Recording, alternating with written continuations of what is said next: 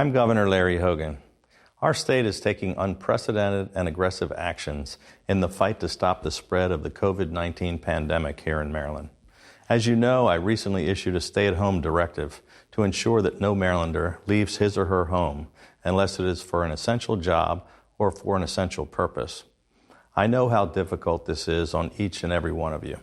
There's a great deal of fear and anxiety, and the truth is that none of us really know how bad this is going to get or how long it's going to last. But I can promise you that there are a great many dedicated people doing tremendous things, working around the clock, and doing their very best to help keep Marylanders safe. In the days to come, we're going to need to depend on each other, to look out for one another, and to take care of each other, because we are all in this together, and we will get through this together. This is the Eye on Annapolis Daily News Brief, keeping you informed about the happenings in Annapolis and the area. Local news, local sports, local events, local opinion, and of course, local weather. The Eye on Annapolis Daily News Brief starts now.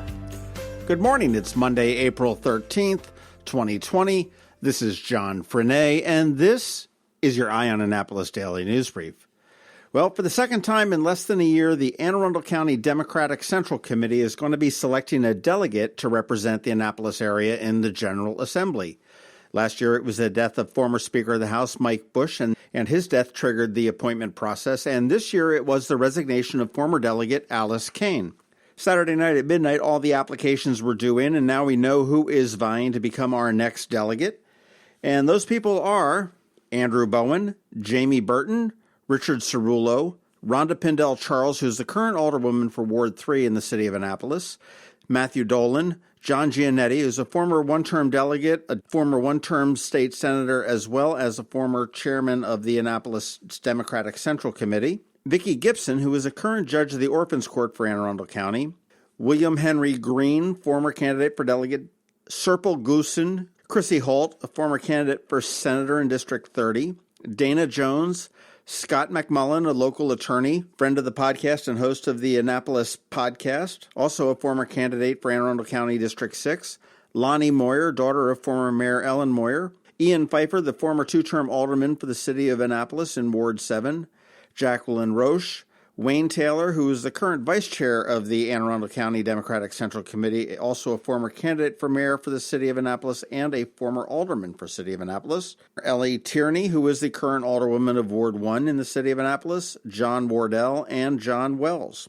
Unfortunately, with the way this process is laid out, we don't have any information on these candidates other than what we know or can find out, because the applications and the resumes are all confidential to the committee. However, if you do want to put in a good word on any of the candidates, you can do so by email at AnneArundelDems@gmail.com, but they have to be received no later than 11:59 p.m. on April 14th. That's just 2 days away. After they receive them and they interview all the candidates, they will be having a public meeting, which the public is not allowed to attend because of the COVID-19 pandemic, but that is going to be happening on Thursday, April 16th at 7 p.m., and that will be live streamed, although they don't know exactly how they're going to live stream it just yet, so stay tuned. Speaking of staying tuned, you want to tune in tomorrow because I'm going to have a little bit of an opinion on this.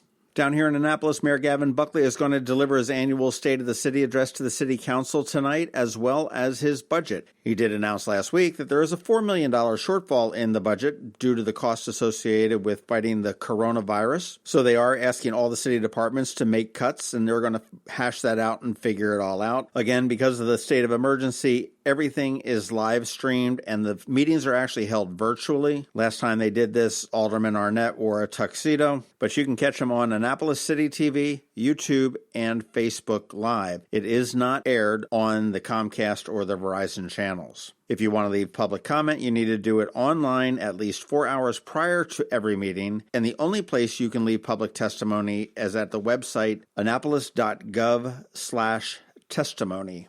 Well, it seemed inevitable, and now it is official. The commissioning week events and graduation for the United States Naval Academy class of 2020 have been canceled for this year. The word came out on Friday afternoon, and in a statement sent out by Superintendent Vice Admiral Sean Buck, he said, "This was a very difficult decision to come to, but due to the national impact of the coronavirus, I have canceled our traditional commissioning week public events in order to safeguard the health and welfare of the entire Naval Academy family and local community, which has been my number one strategic priority since the onset of the pandemic." He did say that he's working on ways to get the midshipmen to experience some of the pomp and circumstance and events surrounding Commissioning Week, but he's not quite sure how that's going to happen yet. So, unfortunately, we won't see the Blue Angels, we won't see graduation, the Herndon Monument Climb, the color parades, the sea trials, or any of that this year, but it is all for the best. If you want to go to eyeonannapolis.net, we do have the announcement of that, and we do have some links to past Commissioning Week. So if you want to relive it vicariously, that's your place to do it. Speaking of COVID, just a brief update over the weekend. As of now, Maryland has confirmed 8,225 cases with 235 deaths, and Anne Arundel County has 659 cases with 27 deaths. Both of those numbers are actually down from the prior couple days, so that's the start of a good trend, I think. We will have more numbers out around 10 o'clock today, so you want to check back with eyeonannapolis.net for that. And finally, as we wrap up, I'm really excited about this. We got together with Liquified Creative and we decided to do something for the community. We put our heads together, and what came out of that meeting was AnnapolisGives.com.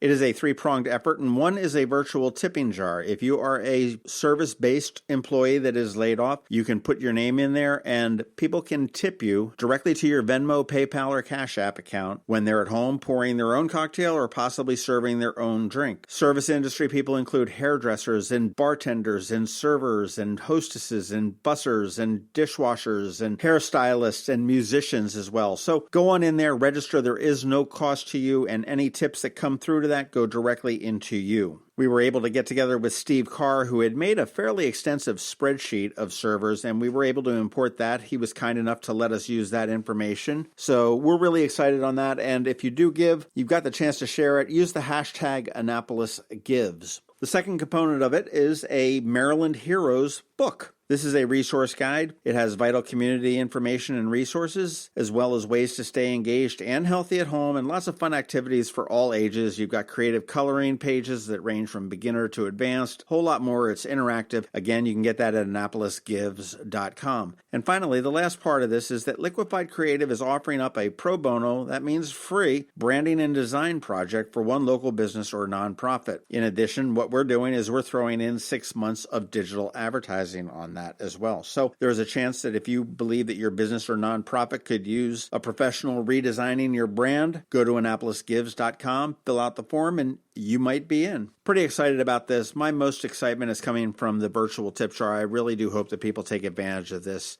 Please share this news and information. Let's make sure that the people that have been furloughed or laid off are being taken care of to the best of our abilities.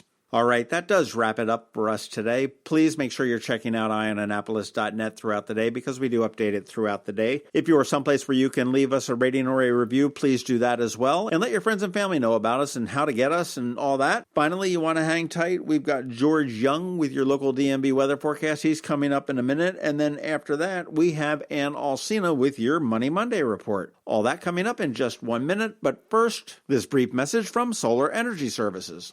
Hello, Marylanders. This is Rick Peters, President of Solar Energy Services in Millersville, Maryland. First, I'd like to recognize Governor Larry Hogan and County Executive Stuart Pittman for their leadership through this pandemic, as we all continue to adjust to new norms in these challenging times. To be sure, we'll come out of this situation with some permanent changes to our way of life, including the possibility of a greater commitment to a more holistic and sustainable lifestyle. Because of that, maybe now is a good time for you to start thinking about your energy future, including a shift to solar for your home or business. Fortunately, Solar Energy Services utilizes interactive technology tools that allow us to continue to do business safely while providing detailed, accurate presentations and proposals from a distance. So don't hesitate to schedule a free solar design with us today at 410-923-6090 or visit us at solarsaves.net. Sunshine's a-wastin', but together, we'll get through this. Going out? You need the most up-to-date local weather. Here's George Young from DMV Weather in Annapolis with today's forecast. Hey everyone, this is George with DMV Weather, and this is your Eye on Annapolis forecast for Monday, April 13th. Yesterday worked out pretty nicely for Easter Sunday in the Annapolis region with temps near 70 degrees and mostly dry skies throughout the day, but it's going to be a much different story today as showers and storms have been moving through the region since around 8 to 10 p.m. last night, with a likelihood of more storms this morning into the afternoon, some of which could be severe rated as a strong storm moves northward well to the west of the mid-Atlantic region.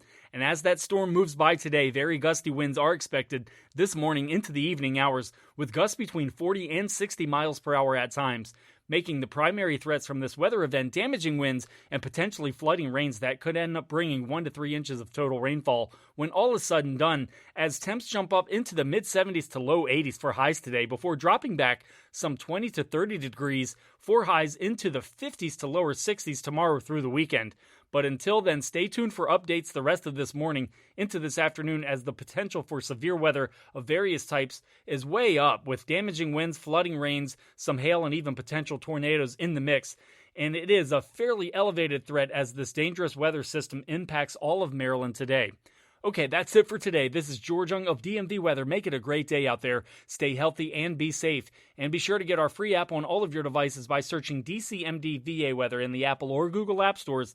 And also be sure to follow us on Facebook and Twitter and on our website at dmvweather.com so you can always stay weather informed. Hi, this is Brian Griffiths, the founder of Maryland Podcast Month. Maryland Podcast Month was founded in 2018 to draw attention to all of the great podcasts and podcasters here in Maryland. And during this time of social distancing, there is no better time to start learning more about locally produced podcasts. Shows like my podcast, Red Maryland Radio, Eye on Annapolis, the Conduit Street Podcast, JB's Drive-In Podcast, the Maryland Crabs, Quality Time, the Society Fringe Players, and more are still putting out fresh content. Visit MarylandPodcastMonth.com to learn more about these great Maryland podcasts. That's MarylandPodcastMonth.com. And we thank you for your support of local content. Your money, managing and investing it can be confusing and sometimes scary. Here to help you put your financial picture into focus is Ann Alsina from CovingtonAlsina with your Monday Money Report. This is Ann Alsina of CovingtonAlsina with your Monday Money Report. The markets rebounded last week, up over 10%. We're back at May 2019 levels for the overall stock market. Why did this happen? Investors reacted to several pieces of information. Signs that the social distancing is working and the number of new coronavirus cases is flattening. A deal between Russia and Saudi Arabia on oil output, and movement by the Federal Reserve Bank to provide another $2.3 trillion in support to the economy. Those are all good things. On the downside, over 16 million people have filed for unemployment, and deaths from the coronavirus continue to rise. If we can't reopen the economy soon, there are estimates that 10% or more of small businesses may not survive the shutdown, which all sounds like we're headed for the zombie apocalypse, or at least another depression. Things are different than the Great Depression, though, for several reasons. The initial crash in 1929 was made worse by government policy. First, the Federal Reserve Bank tightened the monetary supply. They raised interest rates in 1928 and 1929, reducing the monetary supply by about 7%. Then, the federal government compounded this by raising both corporate and individual tax rates, cutting government spending by 25%, and increasing regulation. This was then made even worse by a protracted global trade war. The Great Depression lasted 10 years. Compare that to the current crisis. The Fed has acted quickly and decisively to put liquidity into the economy. They have lowered interest rates and purchased government and corporate bonds and increased lending capabilities to financial institutions. The government has dramatically increased spending, and no one is talking about raising taxes right now. Finally, while we are still working through trade negotiations with China, as a whole, the global economy has much fewer protectionist trade policies. As a result, we expect the overall U.S. economy to bounce back much more rapidly, and we are not looking at another depression. And if you're wondering what the difference between a recession and a depression is, a recession is a gradual decline of the economy that occurs over at least 6 months. In 1974, the commissioner of the Bureau of Labor Statistics gave a more in-depth dictionary definition. This included that there needed to be a 1.5% decline in gross national product, or the total value of all goods and services produced in a given year, plus foreign investment. and unemployment needed to reach 6% or higher. On the other hand, a depression is an extended recession or serious decline in the economy that lasts for years. For a depression to be in effect, unemployment rates need to rise above 20%, and there needs to be a significant decline in gross domestic product, among other factors. In short, a recession is simply a short-term economic trough, but a depression is a recession on steroids. Since 1854, the United States has experienced 33 recessions and only one depression. We still expect continued market volatility, meaning the market will have more drops to come over the next few weeks. If you're fortunate enough to have retained your job, keep investing through this. If you've been laid off, take advantage of the various government programs, including increased unemployment, mortgage and student loan forbearance, and ability to tap into retirement funds. Do what you have to do to get through, and we'll all dig out together when it's over. We continue to provide new updates online, so visit us at www.CovingtonAlsina.com and our Facebook page, www.facebook.com/CovingtonAlsina. We're sending out emails with research and investment commentary, and you can sign up on our Facebook page for those as well. Securities offered through LPL Financial, member FINRA SIPC. Investment advice offered through Great Valley Advisor Group, a registered investment advisor. CovingtonAlsina and Great Valley Advisor Group are separate entities from LPL Financial. All performance reference is historical and is no guarantee of future results. All indices are unmanaged and may not be invested into directly. The opinions voiced in the show for general information only are not intended to provide specific advice or recommendations for any individual. To determine which strategies or investments may be appropriate for you, consult with your attorney, accountant, financial advisor, or tax advisor prior to investing. And if you don't have a financial advisor, or you haven't heard from yours, come talk to us. This is Ann Alsina with CovingtonAlsina. Whether it's a fire, a hurricane, or a virus, Annapolis comes together. We've done it time and time again, because this is a town that gets it, a town that knows how to lift each other up when the world falls down. As we face this new challenge, I encourage our community to come together as we've always done. I'm Steve Samaras from Zachary's Jewelers. I pledge to lend a hand to support my family, my team, my neighbors, and the small businesses in our town. Together, let's do what we've always done. You've been listening to the Eye on Annapolis Daily News Brief. Tell your friends and colleagues this is the podcast where you can keep up on the latest with what's going on in Annapolis. And also tell them about our website, eyeonannapolis.net, where you can find even more information. This podcast comes to you every Monday through Friday at 7 a.m., keeping you informed with the Eye on Annapolis Daily News Brief. And take a moment to listen to our other podcast, The Maryland Crabs, released every Thursday at noon.